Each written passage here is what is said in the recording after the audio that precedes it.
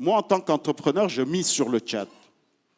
Je miserai sur le Tchad parce que c'est la terre d'avenir, parce que c'est la terre d'opportunité, parce que c'est là où il faut être aujourd'hui. Tout à l'heure, quelqu'un avait dit que ce n'était pas l'endroit où il fallait investir. Je pense que nous sommes ici, c'est justement pour donner des réponses à tout cela. Et monsieur le ministre l'a dit, nous avons investi énormément dans les infrastructures et le panel qui va suivre va vous donner des éléments. Le Tchad, c'est le point central de l'Afrique.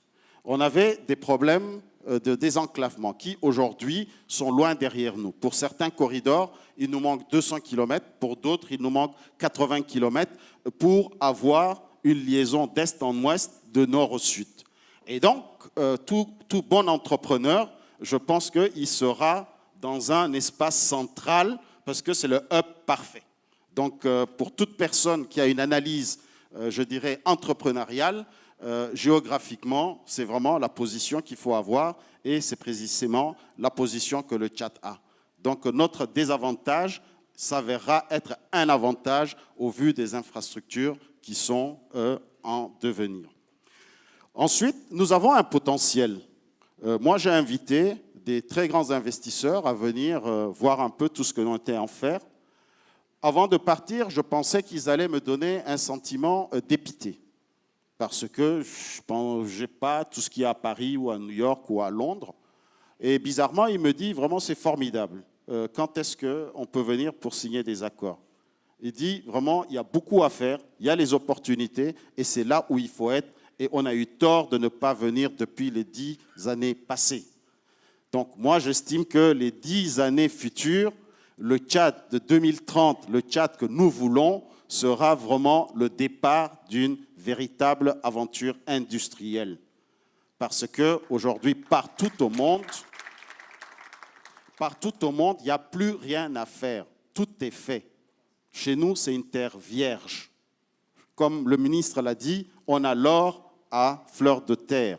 Moi-même, je n'y croyais pas. On ramasse des morceaux de 500 grammes d'or. Ça paraît peut-être quelque chose d'assez extraordinaire. Moi-même, je n'y croyais pas jusque quand je l'ai vu de mes propres yeux.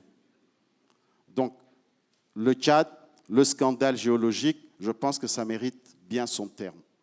On a un cheptel de 100 millions de têtes. La sous-région est déficitaire net en protéines animales. On se donne le pari de couvrir au moins 50% de besoins de la sous-région en protéines animales. On a la potentialité, tout ce qu'on veut, c'est les transformer. Nous avons le lac Tchad, nous avons le lac Fitri, nous avons le lac Iro, nous avons le grès de Nubie. Tous ces points-là, ce sont des points d'eau et qui n'attendent qu'à être développés. Et je pense également, quelqu'un a demandé dans la salle un projet phare sur lequel le Tchad doit créer l'étincelle. Moi, je pense que le Tchad lui-même est déjà une étincelle.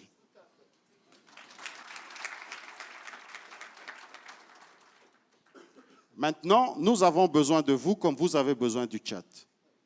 Nous avons besoin de l'expertise. Nous avons besoin du partenariat stratégique. Et vous, vous avez besoin du Tchad parce qu'au moins ces opportunités-là, vous pourrez les développer, vous en gagnerez, on gagnerait. Et je pense que ce genre de proposition n'arrive qu'une fois.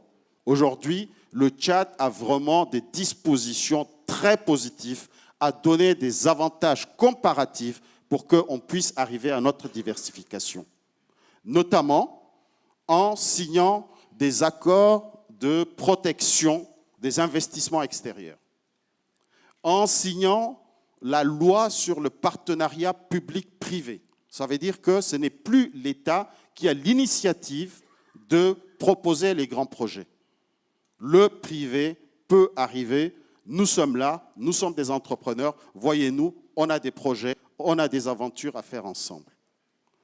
On est en train de travailler, et le draft est déjà là, et ça je peux même vous le transmettre, sur la loi d'orientation agricole, sur laquelle l'État est en train de se dessaisir de toute une série de prérogatives au profit du secteur privé. Et nous avons le ministre de l'agriculture et des équipements et de l'irrigation qui est là, qui a associé étroitement le secteur privé dans la mise en œuvre de cette loi. Et je pense que ça, on peut déjà féliciter le ministre qui nous a associés, parce que ça, c'est une révolution.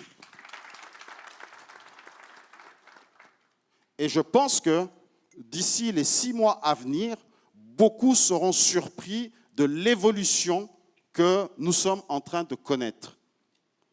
L'année 2017, c'est une année charnière pour le Tchad. Aujourd'hui, nous sommes ici devant vous. C'est la première preuve qu'il y a un changement. L'entrepreneuriat est étroitement associé à une opération gouvernementale. Déjà, ça, c'est un changement. Et ce changement, il a commencé au pays avant d'arriver aujourd'hui ici à Paris. Et je pense que